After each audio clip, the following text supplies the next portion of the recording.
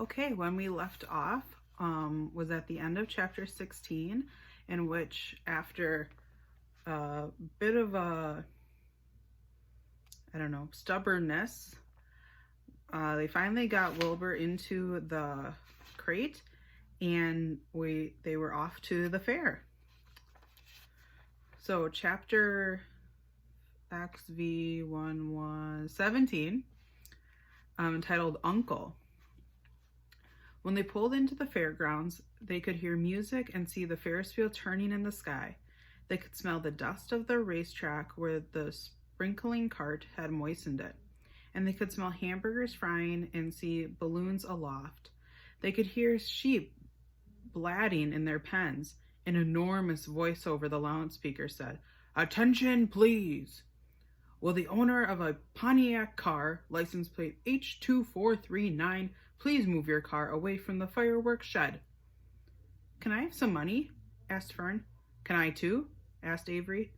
"I'm going to win a doll by spinning a wheel and it will stop on the right number," said Fern.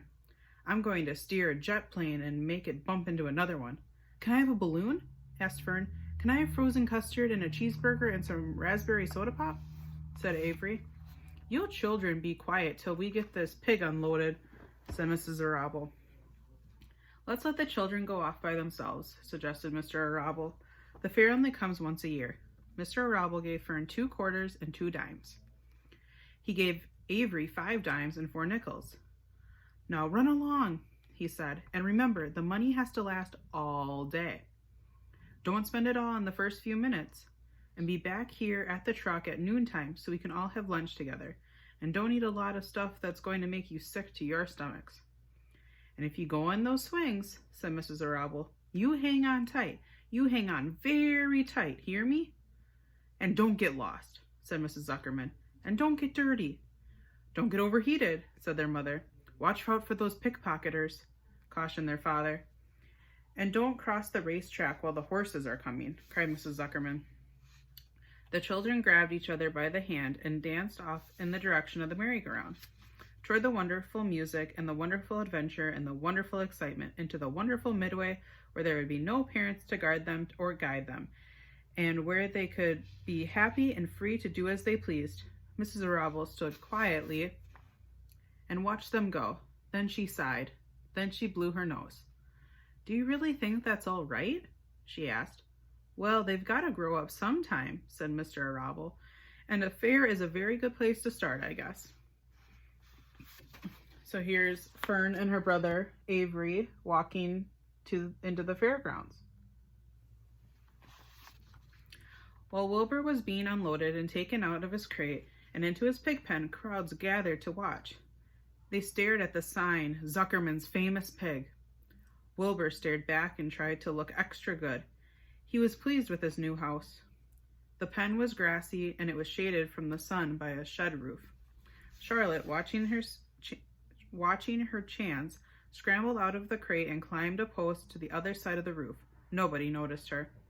Templeton, not wishing to come out in broad daylight, stayed quietly under the straw at the bottom of the crate. Mr. Zuckerman poured some skim milk into Wilbur's trough, pinched clean straw into his pen, and when he and Mrs. Zuckerman and the Arables walked away toward the cattle barn to look at purebred cows and to see the sights, Mr. Zuckerman particularly wanted to look at tractors. Mrs. Zuckerman wanted to see a deep freeze. Lurvy wandered off by himself, hoping to meet friends and have some fun in the midway. As soon as people were gone, Charlotte spoke to Wilbur. "It's a good thing you can't see what I see," she said. "What do you see?" asked Wilbur. "There's a pig in the next pen, and he's enormous." Whew, excuse me. "I'm afraid he's much bigger than you are. Maybe he's older than I am, and he has more time to grow," suggested Wilbur. Tears began to come to her eyes. "I'll drop down and have a closer look," Charlotte said. Then she crawled along a beam till she was directly over the next pen. She let herself down on a drag line until she hung in the air just in front of the big pig's snout. "May I have your name?" she asked politely.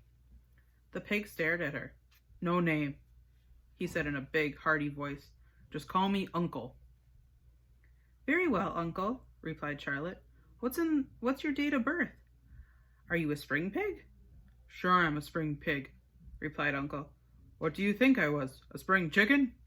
Ha ha, that was a good one, eh, sister? Mildly funny, said Charlotte.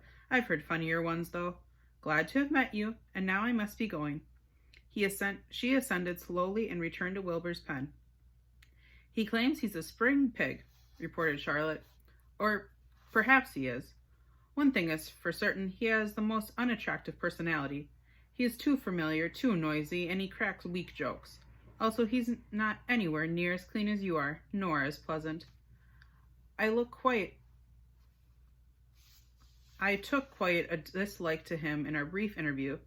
He's going to be a hard pig to beat, though, Wilbur, on account of his size and weight. But with me helping you, it can be done. When are you going to spin a web? Asked Wilbur. This afternoon, late, if I'm not too tired, said Charlotte. The least thing tires me these days. I don't seem to have the energy I once had. My age, I guess. And there's that other pig, Uncle. I hope Charlotte's okay. Wilbur looked at his friend. She seemed rather swollen, and she seemed listless. I'm awfully sorry to hear that you're feeling poorly, Charlotte, he said. Perhaps if you spin a web and catch a couple of flies, you'll feel better. Perhaps, she said wearily, but I feel like the end of a long day.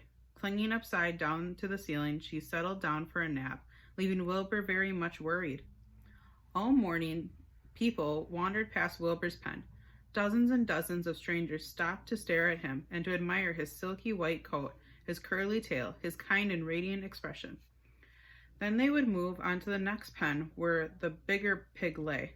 Wilbur heard several people make favorable remarks about Uncle's great size. He couldn't help overhearing these remarks, and he couldn't help worrying. And now, was Charlotte not feeling well? He thought, oh dear. All morning, Templeton slept quietly under the straw. The day grew fiercely hot. At noon, the Zuckermans and the Arabels returned to the pig pen. Then, a few minutes later, Fern and Avery showed up.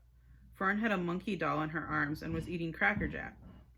Avery had a balloon tied to his ear and was chewing a candied apple. The children were hot and dirty. Isn't it hot? Said Mrs. Zuckerman. It's terribly hot, said Mrs. Arabel, fanning herself with an advertisement of a deep freeze. One by one, they climbed into the truck and opened lunch boxes. The sun beat down on everything. Nobody seemed hungry.